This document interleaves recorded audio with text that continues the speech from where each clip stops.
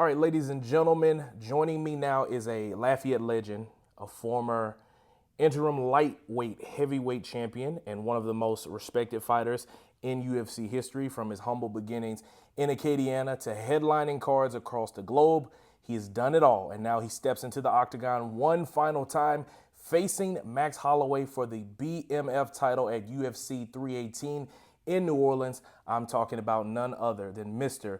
Dustin Poirier. Man, thank you so much for joining me and giving us a little bit of your time. I guess just looking at things in the beginning, what does it mean to you to be fighting for the BMF title in your final UFC bout of your career?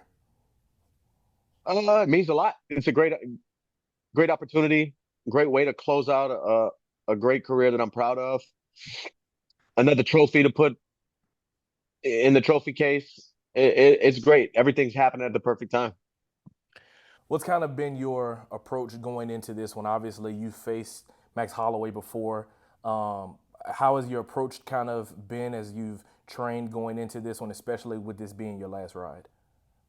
I tried to get into like the middle space of this last one, try to do everything right. Try to not that I didn't before, but just try to be extra. Like I started my diet a few weeks before I even left to come out for training camp, and I've been in South Florida for 8 weeks now. So just try to get ahead of everything, we'll try to make the last one the best one and show the world that I'm walking away from this sport not because I feel like I can't compete with these guys or anything like that. I'm not getting squeezed out of the sport. I'm not letting the sport retire me. I want to go out there, have an incredible performance, and leave on my terms. Do you talked about being out there in South Florida?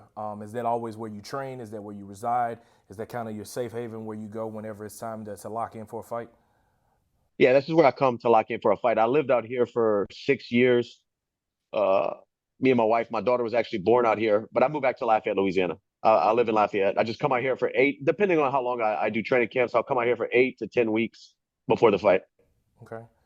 What has kind of been different when you study Max compared to what you saw in 2019, and then also for yourself, how are you different as a fighter some years later?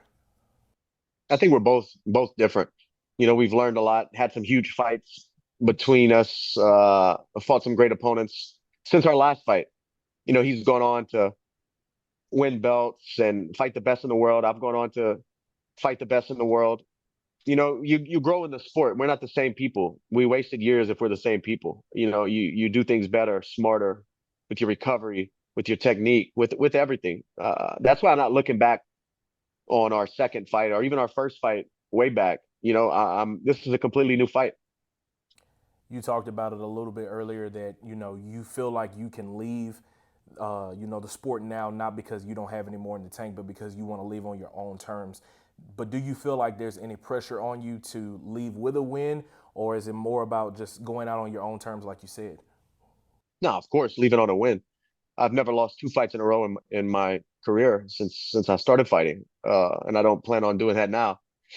Getting my hand raised, leaving the sport with that BMF belt, and laying the gloves down in New Orleans, Louisiana. That's like a storybook ending. You talked about that storybook ending. Like, how much does it mean to you to be able to have this fight in your home state? I think it's the first time that UFC has been in the state since I think 2015. So, what does this mean to you knowing that you're on the card and you're a part of this historic moment for your career as well? I'm proud of it.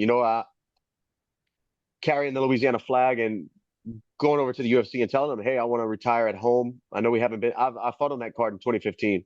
That was the last time UFC has been to the state of Louisiana. So being the reason they come back and having friends and family and people who don't have the means to travel all over the world and watch me fight or watch other fighters that they're fans of fight.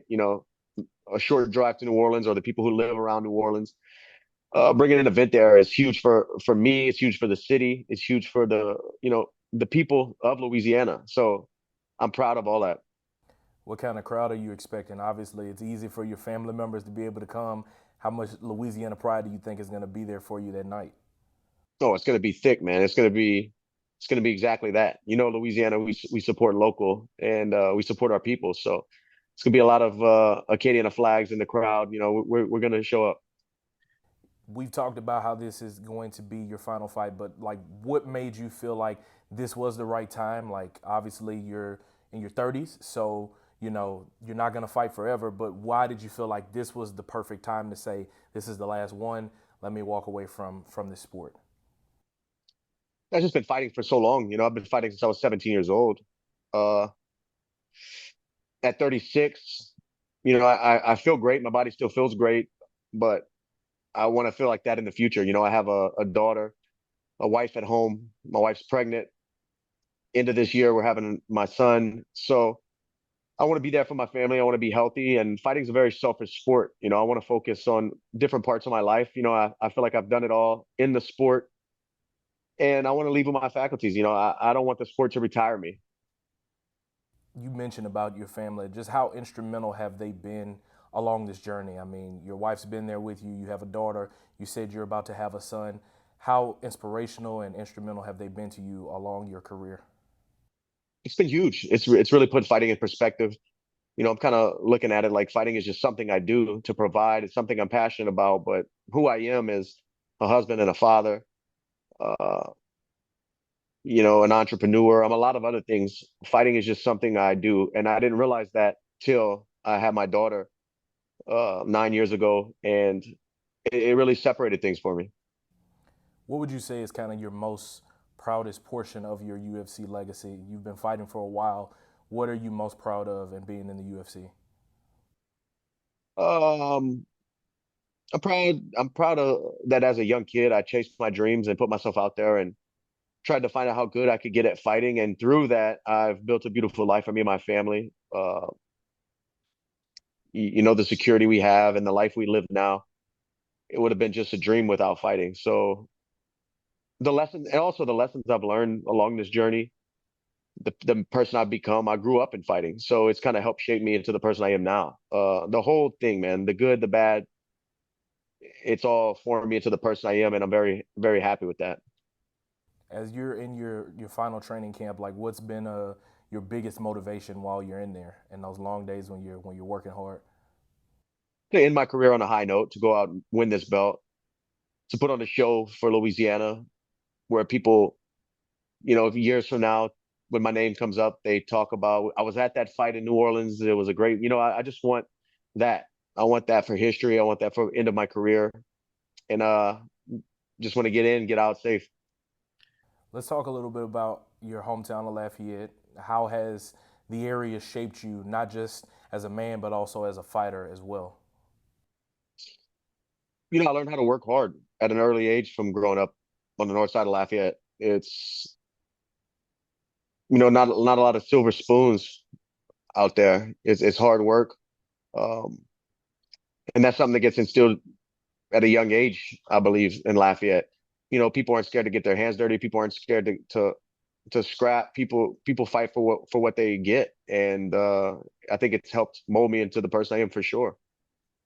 For those young fighters that are watching Dustin Poirier that are going to see this fight on the 19th, like what do you have as a message to them to let them know, like, this is possible? What are some things that you would want to instill into those next fighters that you see? Chase your dreams. I came from the same area you came from. I made it happen. I just dedicated myself to the sport, put myself in front of the most educated people that I could ask questions to and learn techniques from, and just grew in the sport and evolved and leveled up. And I love Lafayette, Louisiana. There's lots of great gyms there, and if I can help anybody out after retirement, I would love to teach these young fighters something as well.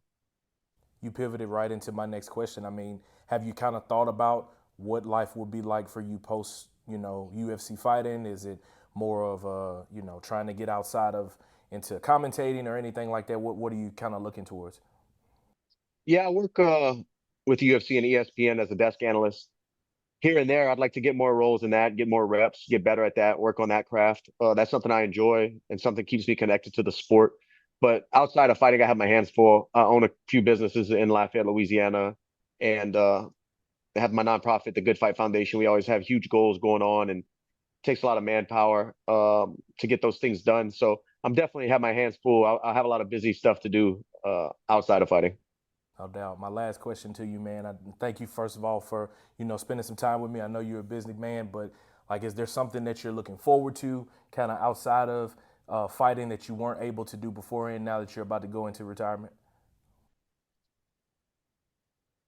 Spend more time with the family. Spend more time with my wife and daughter and my son, and just be a dad, like just be a civilian and not be out fighting people, not be in training camps. Um, so we'll see. I don't know what that life's like to be at home without the cloud of getting better as a fighter or what my opponents could be doing that I'm just sitting here on the couch. Like that's always been stuck in my head, for the last however many years I've been fighting, 18 years. Uh, so we'll see. We'll see. I don't know yet. I got to get to that point. One more. I know I got to get you off.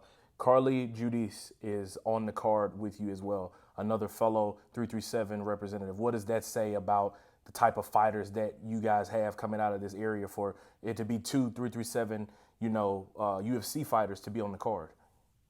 It's awesome, man. I'm proud for Carly. I'm happy for her. I see her on the gym all the time at Eric Scallett's gym in Youngsville at Gladiators Academy. Um, it's just great to see talent from that area make it to the big stage and have success. And she's fresh in her UFC career too, and she's already fighting at home. So it's just incredible journey, man. I'm happy for her. No doubt about it. Ladies and gentlemen, that has been Dustin Poirier as he is preparing for UFC 318 against Max Holloway that will happen at the Smoothie King Center in New Orleans, Louisiana on July 19th. Dustin, thank you so much for your time, man. Of course, bro.